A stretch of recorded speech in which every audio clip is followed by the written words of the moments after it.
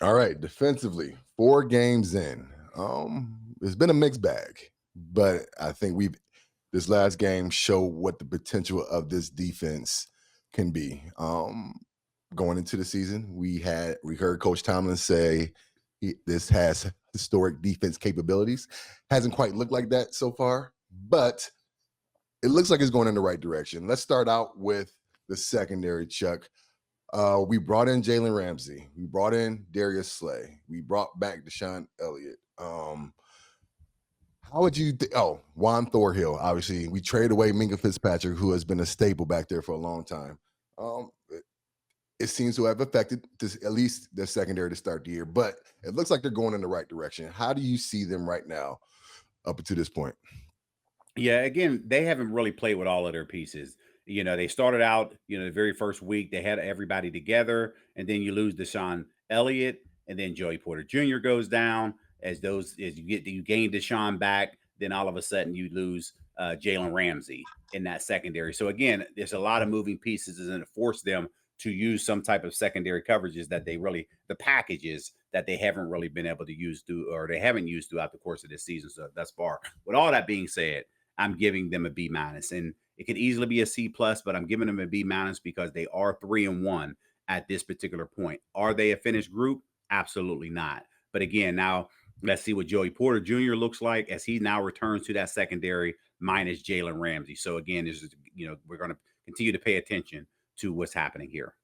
Yeah, and in order for this secondary to be able to do their job effectively, they need high level play from this highly paid defensive front. Invest a lot of money when you look across the board and the draft picks that we've done and the money that we've spent with TJ Watt. We incentivized Cam a little bit more to start the season.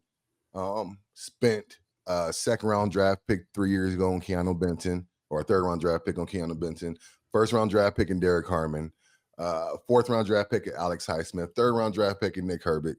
And then we paid a lot of money to Patrick Queen to bring him over. And Peyton Wilson, who was he, a third round draft pick out of NC State? So, all that to be said, a lot of investments going into the front seven. And going to be honest, D line did not live up to snuff to start this season. And I think they know it. The one thing that I think it's obvious, Coach or Mr. Rooney made it abundantly clear that his goal was for us to stop the run. We have not done that yet. But if you had to put a letter grade on where they are and where you think they will go, what would you say? Yeah, it started out for me incomplete because essentially that's defensive front that you entered into week one with. It was the same defense that you used last year. And that, image that we have in our mind of Derrick Henry and Lamar Jackson running all over this defensive front Mhm. was that same front. But then you enter into Derrick Harmon. Comes in week three, was supposed to play limited snaps, played more than what that number count looked like, and he's Mhm. been disruptive. Right. And now you're starting to see where they were anticipating being if he was healthy when they started the season. So I think at this particular point, based off the number of yards that they gave up, I'm still going B minus, C plus.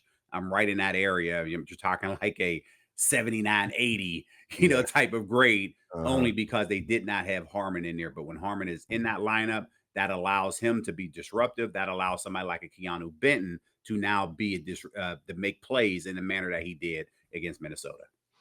Yeah, that's one thing they have been, and that is disruptive. They're getting to the quarterback, they are creating turnovers. So, with the holes that we have shown you can tell that the guys just haven't had enough steps together. The linebacker play from Patrick Queen has probably from week 1 to week 4. I don't think there's been a player that's improved as much as he has, and the leadership role that he seems to be taking upon mentoring Peyton Wilson along, helping Cole Holcomb come back from injury. I thought he's done a great job.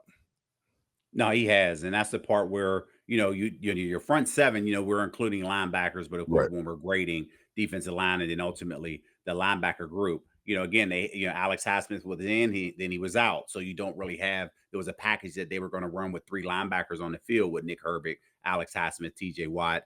That didn't necessarily happen because Alex Highsmith went out. But when I look at just this group that you're having, even adding a Cole Holcomb, who now is able to be a thumper as he's coming downhill being able to make those plays. I think that group is starting to come together. And if you add Alex Hassman to the equation, I think this group can ultimately, I think right now, as we talk, they were a B. And I say Right. that because TJ got off to a slow start, but yet he picked it up with the sacks. He ultimately had an interception. Nick Herbig had an interception. So these, and then if you look at Peyton Wilson, the rundown that The happened rundown. Yeah. in that play. So that group has all played together, but again, they just haven't done it. It's, little pieces they're leaking at certain spots. But I Yeah. think I like the direction of where they are going when everybody is healthy. Yeah, well, if you get them all on the same page, moving in the same place at the same time, I think they're going to be a very dangerous group to deal with moving forward. But like you said, young and still building chemistry, and I think we're going to be all right there. The Yeah. third phase of the game, special teams.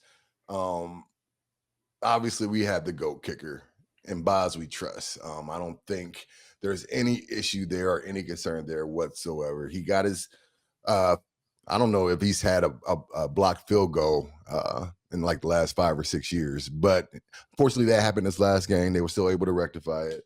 They were able to move Washington over to Fryer move spot on the left end, and that got fixed up pretty quick. But no leaks on the field goal team. What about this return team? We have not made a lot of splash plays, and the return team, our coverage teams have been solid, but I feel like we need more out of our returns, both kickoff return and punt return.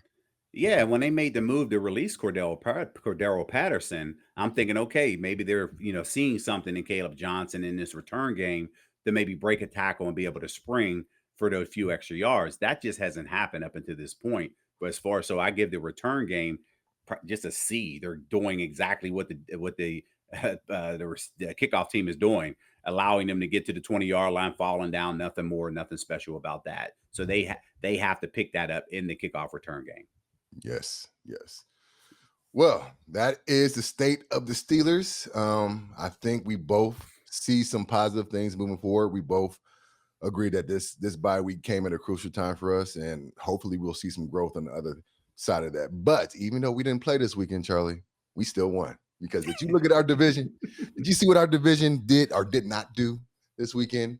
This is the best possible situation that you can have happen during a bye week. You win and everybody else in your division loses. So essentially, you move up a game or a game and a half, and essentially 2 games up on people in your division. That's something that you want to feel good about yourself. But I guarantee you, Mike Tomlin, he tamed everybody down. Calm the emotions. Don't get too excited. Hey, relax. We still have a game to play.